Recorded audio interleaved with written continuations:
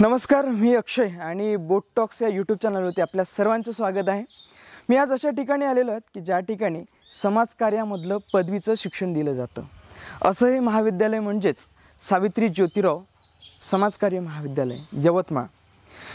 या महाविद्यालयाला नॅकचा ए दर्जा प्राप्त असलेलं हे असं महाविद्यालय आणि विशेष म्हणजे या महाविद्यालयातून आंतरराष्ट्रीय स्तरावरचे राष्ट्रीय स्तरावरचे असे विविध विद्यार्थी या महाविद्यालयाने घडवलेले आहेत, जे की आज आंतरराष्ट्रीय स्तरावरती आपापली नावं गाजवत आहेत। आणि हे महाविद्यालय विशेष म्हणजे अगदी निसर्गरम्य परिस्थितीमध्ये आणि निसर्गरम्य वातावरणामध्ये असलेले महाविद्यालय आहे। याच अशा विशिष्ट अशा महाविद्यालयाबद्दल आपण जाणून घेऊया प्राध्यापक घनश्याम दर्णे सर यांच्याकडून।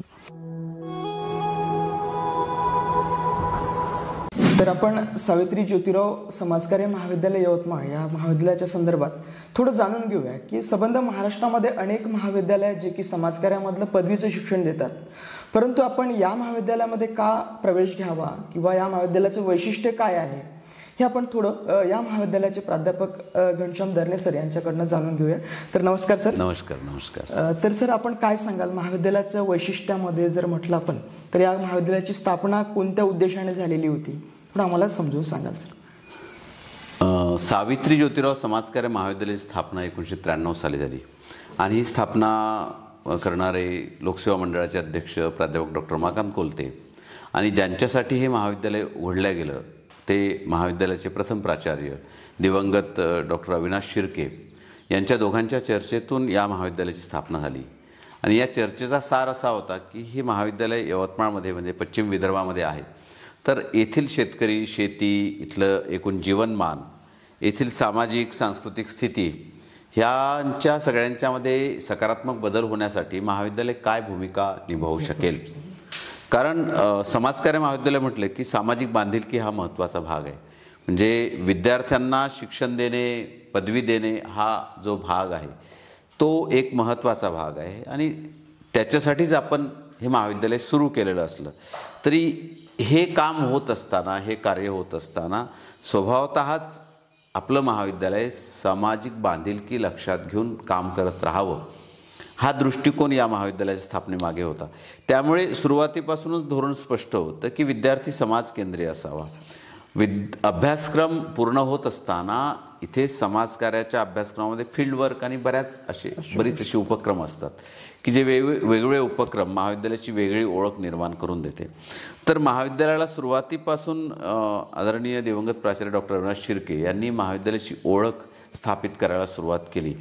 त्यांना स्वतः शेती आणि शेतकऱ्यांसंदर्भात काम करण्यामध्ये, खास करून पाणलोट क्षेत्र विकासाच्या कामामध्ये रस होता। तर उन्हाळी शिबिरांच्या माध्यमातून विद्यार्थ्यांना पाणलोट क्षेत्र विकासाच्या कामाशी जोडून घेतलं। क्षेत्रकार्याच्या माध्यमातून विद्यार्थ्यांना शेती आणि शेतकऱ्यांच्या प्रश्नाशी जोडून घेतलं। आपत्ती व्यवस्थापनाच्या माध्यमातून महाविद्यालयानं विद्यार्थ्यांना आपत्ती व्यवस्थापनाच्या प्रश्नाशी जोडून घेतलं। म्हणजे आजवर 6 राष्ट्रीय आपत्तीमध्ये महाविद्यालयाच्या विद्यार्थ्यांनी, शेकडो विद्यार्थ्यांनी काम केलं आहे, प्रत्यक्ष मदत स्थळावर जाऊन। अच्छा सर, त्यामध्ये महाविद्यालयामध्ये अनेकदा असं प्रसिद्ध महाविद्यालय यासाठी आहे की या ठिकाणी आनंददायी असं शिक्षण मिळतं। बरोबर। तर त्याबद्दल आपण काय सांगाल की हे नेमकं आपण कसं करता की इतकं आनंददायी शिक्षण कसं मिळू शकतं? म्हणजे नुसतं क्लासरूम टीचिंगवर आपला भर नाही। मी तुम्हाला म्हटलं की समाजकार्य शिक्षणाचा एक महत्त्वाचा भाग आहे फील्डवर्क। तर फील्डवर्क हा भाग आहेच, परंतु फील्डवर्क शिवाय विद्यापीठाच्या अभ्यासक्रमाशिवाय आम्ही आमचा एक अभ्यासक्रम असा तयार करतो की ज्या गोष्टी विद्यार्थ्यांनी केल्या पाहिजे। म्हणजे वर्गामधलं अध्यापन हा एक महत्त्वाचा भाग असला तरी वर्गाच्या बाहेर मोठं निरंतर शिक्षण सुरू असलं पाहिजे विद्यार्थ्याचं, असं आम्ही म्हणतो। तर निरंतर शिक्षणाकडे आपल्या शिक्षण पद्धतीमध्ये दुर्लक्ष झालेलं आहे, परंतु निरंतर शिक्षणाच्या वाटा खूप वेगवेगळ्या मार्गाने जातात। म्हणजे मी तुम्हाला म्हटलं की आपत्ती व्यवस्थापनाचे धडे विद्यार्थ्यांनी घेतले, निरंतर शिक्षणाची वाट आहे। पाणलोट क्षेत्र विकासाचे धडे विद्यार्थ्यांनी घेतले, निरंतर शिक्षणाची वाट आहे। मुलं वेगवेगळे सर्व्हे करतात, वेगवेगळ्या सेवाभावी संस्था देशभरातून आमच्याकडे ॲप्रोच होतात आणि इथे विद्यार्थ्यांच्या माध्यमातून सर्वेक्षणं करून देतात। म्हणजे अनेक संस्था आहेत, तर या संस्थांच्या माध्यमातून जे सर्व्हे केले जातात त्यातून विद्यार्थ्यांना वेगवेगळ्या प्रकारे समाजाशी जोडलं जायला रचनात्मक कार्य। सायकल रॅलीच्या माध्यमातून जवळपास 15 सायकल रॅलीज विद्यार्थ्यांच्या माध्यमातून यवतमाळ जिल्हा संपूर्ण पिंजून काढला आहे आम्ही। अल्पखर्ची अशा प्रकारचे अनेक विद्यार्थी केंद्रीय उपक्रम आम्ही राबवतो की ज्यातून विद्यार्थ्यांच्यामध्ये आत्मविश्वास दृढ होतो. कारण फील्डला गेल्याशिवाय, प्रत्यक्ष लोकांमध्ये मिसळल्याशिवाय, लोकांचा सहभाग घेतल्याशिवाय विद्यार्थ्यांना काम करता येणार नाही. विद्यार्थ्यांचा आत्मविश्वास वृद्धिंगत होणार नाही. कारण प्रत्यक्ष कृतीतूनच आत्मविश्वास वाढतो. वर्गात आत्मविश्वास वाढवण्याबद्दलचं प्रशिक्षण आपण वर्गात देऊ शकत नाही. जेव्हा तो प्रत्यक्ष कृती करेल तेव्हा त्या गोष्टी वाढतील. आणि आपल्याकडे येणारा जो वर्ग आहे तो प्रामुख्याने वर्ग कसा आहे की जो वर्ग कुठेतरी शैक्षणिकदृष्ट्या मागे राहिलेला आहे. बरोबर आहे. पहिल्या पिढीचे विद्यार्थी आहेत आणि अशा कुटुंबामधून येणारे विद्यार्थी हे स्वाभाविकच म्हणजे बौद्धिकदृष्ट्या ते उत्तम असले तरीसुद्धा त्यांचं ग्रूमिंग झालेलं नसल्यामुळे, म्हणजे त्यांना पैलू पाडले गेलेले नसल्यामुळे आजवरच्या शिक्षण पद्धतीमध्ये तर ते शैक्षणिकदृष्ट्या मागे ठरतात, कागदावरच्या गुणवत्तेत मागे ठरतात. पण जेव्हा ते महाविद्यालयात येतात आणि आपण त्यांच्यावर खास करून वर्गामध्ये आणि वर्गाच्या बाहेरसुद्धा वेगवेगळ्या उपक्रमांच्या माध्यमातून मेहनत घेतो, तेव्हा हे विद्यार्थी आणि एकलव्य इंडिया फाउंडेशनसारखी संस्था आपल्यासोबत राहते की जे प्रामुख्याने पहिल्या पिढीच्या पदवीधरांसाठी काम करते. उल्लेख केला आपत्ती व्यवस्थापनाच्या संदर्भामध्ये. आपण केरळमध्ये एक मध्यंतरी एक महापूर आलेला होता. बरोबर. तेव्हा मी माझे काही सहकारी मित्र आहेत या महाविद्यालयामध्ये, पदवी झाली त्यांची, ते त्यावेळी सांगायचे मला की या महाविद्यालयामध्ये आम्ही स्वतः केरळच्या पुराच्या वेळी मदतीसाठी गेलेलो होतो. तर त्या संदर्भात आपण काय सांगाल? नाही, मी मगा उल्लेख केला तुम्हाला ओझरता की 6 राष्ट्रीय आपत्तीमध्ये विद्यार्थी गेले आणि शेकडो विद्यार्थ्यांनी तो अनुभव घेतला प्रत्यक्ष मदतस्थळ. त्यापैकी एक म्हणजे केरळ आहे. म्हणजे त्यानंतर केरळ 2018 आणि 2019मध्ये आम्ही सांगली कोल्हापूरमध्ये गेलो होतो, तुम्हाला कल्पना आहे. त्यानंतर कोविड जवळपास आमच्या विद्यार्थ्यांनी 1.25 वर्ष महसूल विभागाच्या वॉर रूम सोबत यवतमाळमध्ये काम केलं.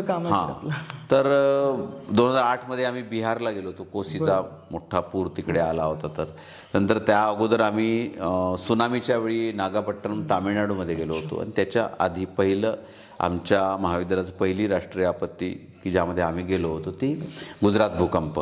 तर या सगळ्या आपत्तींच्या मधून विद्यार्थी स्वयंप्रेरणेनं, म्हणजे आजी विद्यार्थी असतातच, सोबत त्यांना म्हणून माजी विद्यार्थी सुद्धा असतात आणि अनेक लोक आपल्याशी जोडले जातात. त्यातून काय होतं की महाविद्यालयाच्या कामाबद्दलचा विश्वास लोकांच्या मनामध्ये निर्माण होतो, महाविद्यालयाची ओळख लोकांच्यामध्ये निर्माण होते आणि त्यातूनच महाविद्यालयाकडे पाहण्याचा दृष्टिकोन बदलतो. म्हणजे हे सांगितलं पाहिजे तुम्हाला मी की Tata institute of social science जी समाजकार्याच्या क्षेत्रामध्ये देशभरातली नामवंत संस्था आहे, त्या संस्थेने महाविद्यालयाचं ग्रेडेशन केलं होतं 22 वर्षापूर्वी. त्यावेळी महाविद्यालयाला A ग्रेड त्यांनी दिला होता. आणि आता 3 वर्षापूर्वी जेव्हा नॅक या संस्थेने, शासनाने नेमलेल्या नॅक या संस्थेने ग्रेडेशन केलं, त्यावेळी सुद्धा महाविद्यालयाला A ग्रेड मिळाला. म्हणजे हे जे सातत्य आहे, हे सातत्य खूप महत्वाचं आहे असं मला वाटतं. आणि विद्यार्थ्यांनी पण A दर्जा ज्या महाविद्यालयाला असेल तिथूनच त्यांनी पदवी घ्यायला पाहिजे नक्कीच. आणि सर एक मला विचारायचं होतं की या महाविद्यालयामधून आपण समाजकार्यामध्ये पदवी घेतो, परंतु विद्यार्थ्यांना यामध्ये रोजगाराच्या संदर्भातली काय संधी उपलब्ध होऊ शकते किंवा सध्या यापूर्वीचे जे काही विद्यार्थी असतील त्यांना कोणकोणत्या संधी उपलब्ध? विद्यार्थ्यांच्या दृष्टीने फार महत्त्वाचा प्रश्न आहे. आपण इथे BSWची पदवी देतो, परंतु BSWची पदवी संपादन करूनच आपल्याला जॉब मिळेल अशी स्थिती आज कुठल्याच पदवी होत नाही. म्हणजे कुठलीही पदवी आपण मिळवली, BSc मिळवली, MBBSची मिळवली म्हणजे तुम्हाला लगेच जॉब मिळतो असं नाही. आता तुम्हाला पुढचंही शिक्षण घ्यावं लागतं, तर म्हणजे पोस्ट ग्रॅज्युएशन करावं लागतं. तर BSW नंतर अनेक विद्यार्थी MSW करायला जातात, अनेक विद्यार्थी MA development, MA education, MA rural management अशासारख्या पदव्युत्तर शिक्षणासाठी जातात. आणि त्यांनी अशा प्रकारचं पदव्युत्तर शिक्षण मोठ्या मोठ्या संस्थांच्यामधून मिळवावं की यामुळे त्यांना कॅम्पस प्लेसमेंटच्या माध्यमातून जॉब मिळेल असा आमचा दृष्टिकोन असतो. आणि त्यामध्ये एकलव्य इंडिया फाउंडेशन आम्हाला खूप मदत करते. आमचे शेकडो विद्यार्थी आज वेगवेगळ्या संस्थांच्यामध्ये चांगल्या पदावर काम करतात, सरकारी विभागामध्ये सुद्धा काम करतात.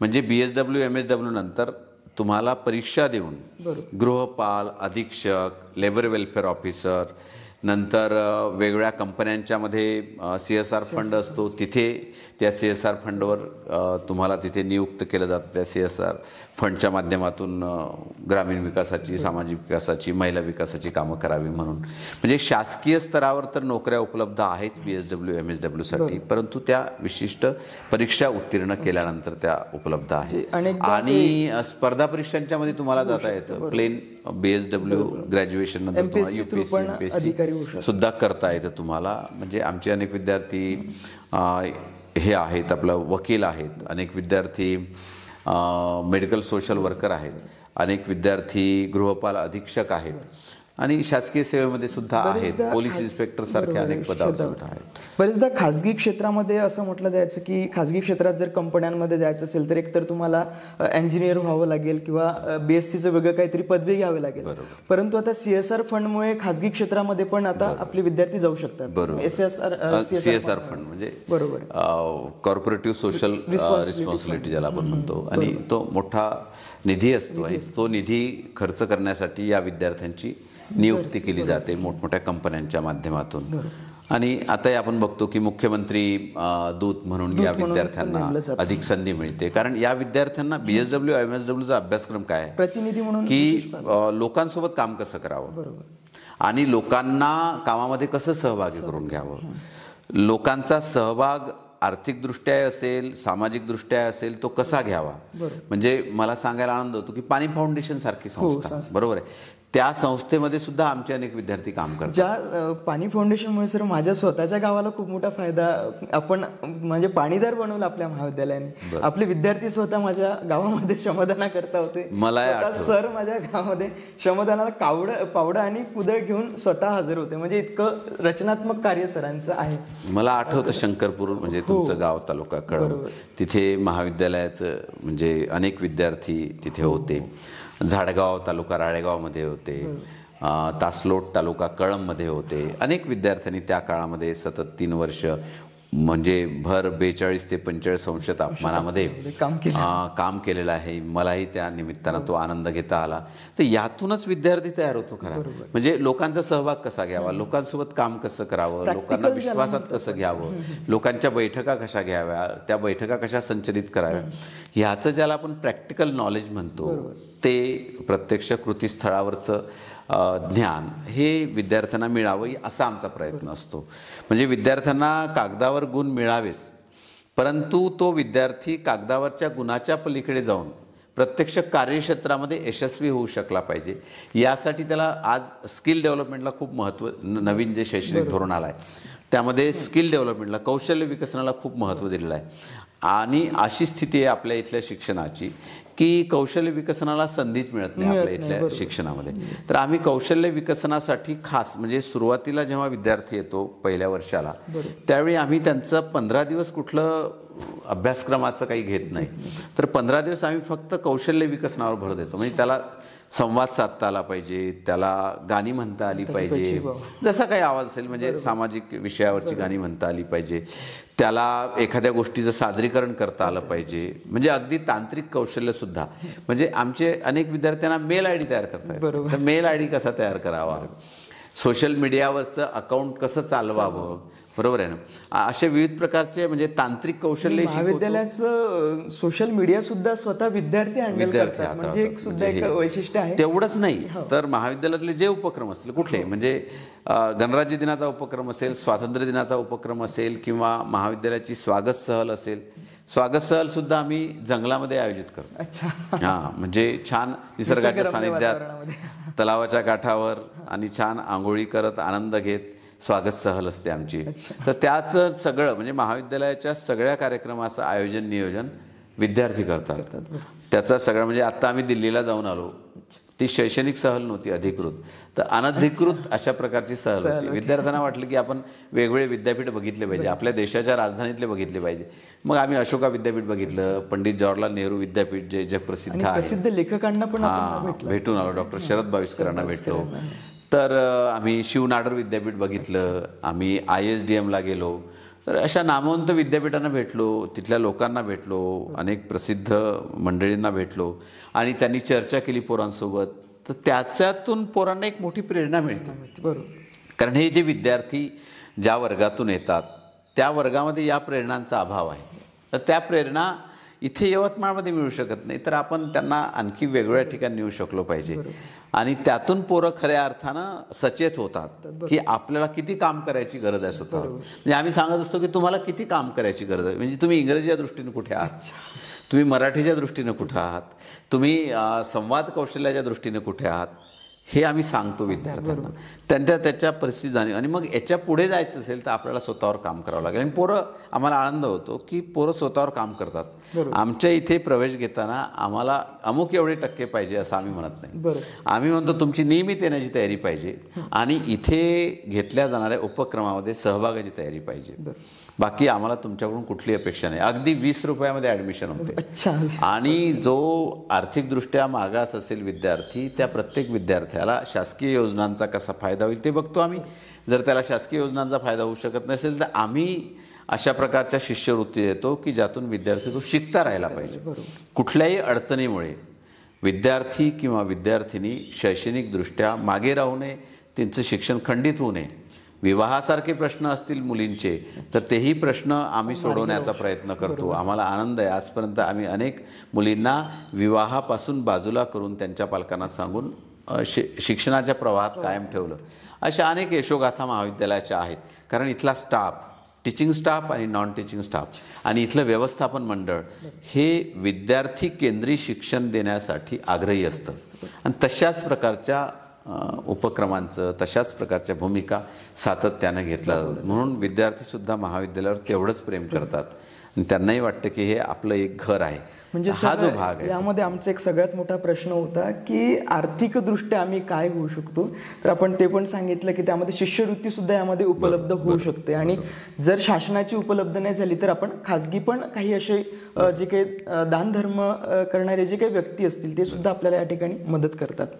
तर सर यामध्ये आणखी आमचा एक प्रश्न असा होता की या महाविद्यालयामध्ये विद्यार्थ्यांना पायाभूत सुविधांच्या माध्यमातून काय काय आहे, उपलब्धता काय आहे. त्यामध्ये वाचनालय असेल किंवा मग वसतिगृहाची उपलब्धता काय आहे त्याबद्दल थोडं सांगू शकता. आपल्याकडे मोठं वाचनालय ज्यामध्ये 15,000च्या वर पुस्तकं आहेत आणि सगळ्या प्रकारची आहेत. म्हणजे इंग्रजीमधली आहेत, हिंदीमधली आहेत आणि मोठ्या प्रमाणावर मराठीमधली आहेत. कारण हा अभ्यासक्रम आपण मराठीमध्ये चालवतो.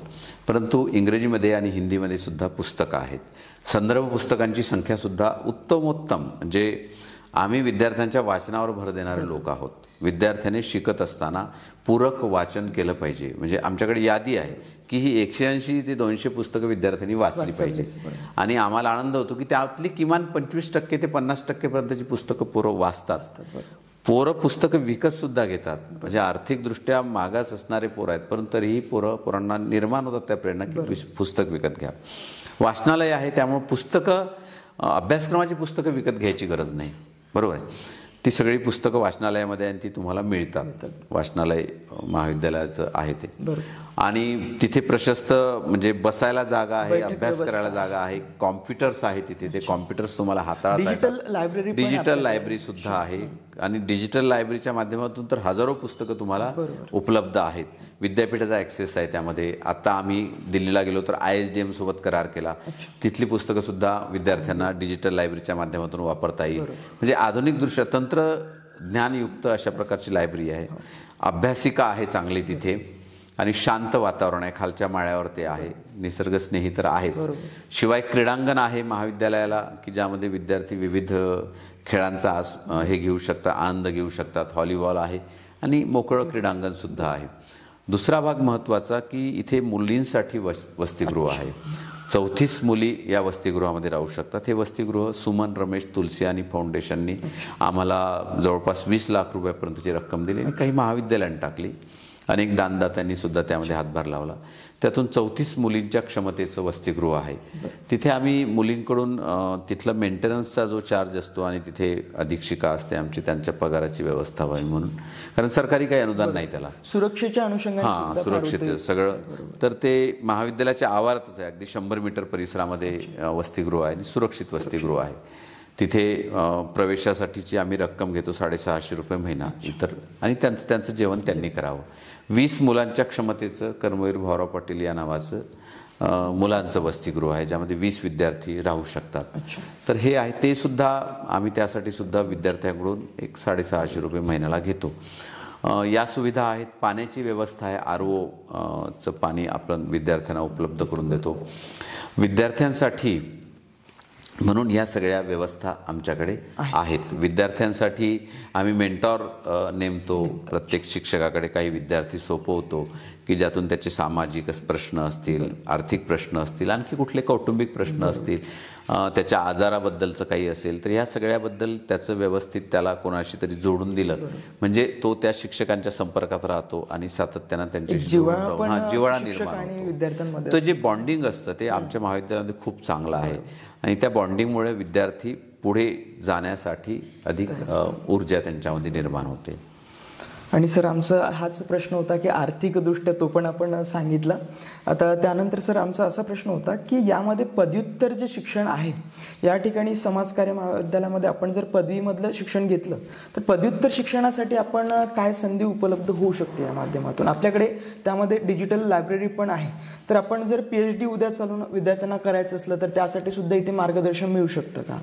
PhDचा कक्ष आहे आपल्याकडे आणि समाजकार्य क्षेत्रामध्ये PhD करायची असेल तर आपल्याकडे आत्ता सध्या प्राचार्य असलेले डॉक्टर अरुण शेंडे, उपप्राचार्य असलेले प्राध्यापक डॉक्टर कमलदास राठोड, प्राध्यापिका डॉक्टर सीमा शेट्टे आचार्य पदवीचे मार्गदर्शक आहेत आणि काही विद्यार्थी त्यांच्या हाताखाली म्हणजे प्राध्यापक डॉक्टर शेंडे आणि प्राध्यापक कमल राठोड यांच्या हाताखाली PhD करीत आहेत आणि ते सेंटर सुरू आहे. परंतु PhD करण्यासाठी पदव्युत्तर शिक्षण घ्यावं लागतं. तर त्यासाठी आपण प्रेरणा निर्माण करत असतो. तुम्हाला मी सांगितलं की पदव्युत्तर शिक्षण घेणारे विद्यार्थी हे खास करून दिल्ली, मुंबई, बंगलोर, भोपाळ, पुणे, नगर या वेगवेगळ्या ठिकाणी जातात की ज्या नामवंत शैक्षणिक संस्था आहेत आणि तिथे आमचे अनेक विद्यार्थी हे 100% स्कॉलरशिपवर खाजगी विद्यापीठांच्यामध्ये सुद्धा MA रुरल मॅनेजमेंट सारखे किंवा ISDM मधून पदव्युत्तर शिक्षण घेतात, अशोका विद्यापीठामधून घेतात, यंग इंडिया फेलोशिप वगैरेच्या माध्यमातून. तर ह्या सगळ्या किंवा विविध फेलोशिप्स आहेत. गांधी फेलोशिप सारख्या फेलोशिपला आमचे आजपर्यंत शेकडो विद्यार्थी तिथे गेलेले आहेत. आजही अनेक विद्यार्थी गांधी फेलोशिप करतायत. म्हणजे पदवीनंतर फेलोशिप करण्याकडे सुद्धा विद्यार्थ्यांचा ओढा आहे की 1-2 वर्ष आपण प्रत्यक्ष समाजामध्ये काम करायचं आणि मग त्यानंतर ते फेलोशिप्स वेगवेगळ्या अंगाने दिल्या जातात. कोणी शिक्षणासाठी देतात, कोणी आदिवासी विकासासाठी देतात, कोणी ग्रामीण विकासासाठी देतात. म्हणजे पिरामल फाउंडेशन गांधी फेलोशिप हे ग्रामीण विकासासाठी देतं. तर या फेलोशिपच्या माध्यमातून विद्यार्थी महिन्याला काही रक्कम मिळवतात, त्या विशिष्ट भागात काम करतात आणि अनुभवजन्य शिक्षण घेतात. तर हा सुद्धा मोठा म्हणजे पहिलं महाविद्यालय आहे की जे BSW नंतर एवढ्या मोठ्या प्रमाणावर फेलोशिपसाठी विद्यार्थी पाठवतात. नामवंत फेलोशिप्स मिळवणारे विद्यार्थी आमच्याकडे आहेत. तर हे ज्या करिअरच्या विविध वाटा आहेत म्हणजे या फेलोशिपनंतर पोरं मग स्वाभाविकपणे अनेक ठिकाणी निवडले जातात आणि अधिक चांगली संधी म्हणजे त्यांना 6 लाख रुपयापासून तर पुढे 8-10 लाख रुपयापर्यंतचं पॅकेज मिळतं. म्हणजे अनेक पॉलिटिकल ज्या या आता राजकीय क्षेत्रामध्ये विविध कंपन्या उतरल्या तर त्या तिथे सुद्धा आमचे अनेक विद्यार्थी काम करतात. राजकीय क्षेत्रामध्ये राजकीय पक्षांना सल्ला आणि निवडणूक मॅनेजमेंट वगैरे म्हणजे निवडणूक मॅनेजमेंट म्हणून सुद्धा ती व्यवस्था करतात. इव्हेंट मॅनेजर म्हणून सुद्धा आमचे विद्यार्थी काम करतात. तर अशा खूप संधी आहेत. म्हणजे ज्याला आपण म्हणू की स्काय इज द लिमिट अशा प्रकारच्या संधी आहे. कारण विद्यार्थी तसा घडवला जातो, त्यासाठी तशी मेहनत घेतली जाते आणि म्हणून मला म्हणायचं की इथं नियमित येण्याला खूप महत्त्व आहे. म्हणजे अनेक कॉलेजेस आहेत परंतु आपल्या स्वतःच्या कॉलेजबद्दल एवढं बोललं पाहिजे म्हणून बोलत नाही. आम्हाला विद्यार्थी म्हणतात म्हणजे विद्यार्थ्यांची पत्र अशा प्रकारे की सर इथे आम्ही घडलो म्हणजे इथे येत गेल्यामुळं इथल्या उपक्रमामध्ये सहभागी होत गेल्यामुळे आमच्या आयुष्याला वेगळं वळण लागलं. नाहीतर आम्ही काठावर पास होणारे विद्यार्थी होतो परंतु इथं आल्यानंतर आम्हाला कळलं की शिक्षणाचं महत्त्व काय आहे. घरी बसून पदव्या देणारे कॉलेजेस आहेत. मुक्त विद्यापीठामध्ये तुम्ही नाव टाकलं किंवा अनेक कॉलेजेस अशी आहे की तुम्ही कॉलेजला यायची गरज नाही, फक्त परीक्षेला यायचं आणि पदवी मिळवायची. अगदी पदवी आणि पदव्युत्तर शिक्षण सुद्धा. मग त्यातून विद्यार्थ्याला काय मिळणार आहे? तो तसाच कोरा असतो. तो तसाच कोरा असतो. म्हणजे 5 वर्षानंतर त्याला काय येतं म्हणलं तर साधा अर्ज सुद्धा लिहिता येत नाही. तर हा जो भाग आहे तर तो आम्ही असं म्हणतो की आमच्याकडे तुम्ही या आपण तशा पद्धतीनं संयुक्त प्रयत्न करू. आम्ही एकटे प्रयत्न करतो असं नाही, संयुक्त प्रयत्न करू. आतापर्यंत सर पालकांचं आणि विद्यार्थ्यांचं सुद्धा असं मत असायचं की आम्हाला एकतर इंजिनिअरिंग व्हायचं आहे किंवा BSc व्हायचं आहे, BA व्हायचं आहे, पण त्यापेक्षा एक वेगळं काहीतरी क्षेत्र आपल्याला या ठिकाणी सरांनी अतिशय उत्कृष्ट पद्धतीने समजून सांगितलं, जे की समाजकार्य, ज्यामध्ये आपण आतापर्यंत बघत होतो की तुकाराम महाराज म्हणायचे की आधी पोटोबा नंतर ते, अशा प्रकारची म्हण होती, पण तो आता तसं राहिलेलं नाही. तर त्यामध्ये समाजकार्यासोबत तुम्हाला रोजगाराची सुद्धा संधी उपलब्ध होऊ शकते आणि यासाठी शिक्षण घेण्यासाठी सुद्धा खर्चामध्ये खूप जास्त खर्च सुद्धा येत नाही.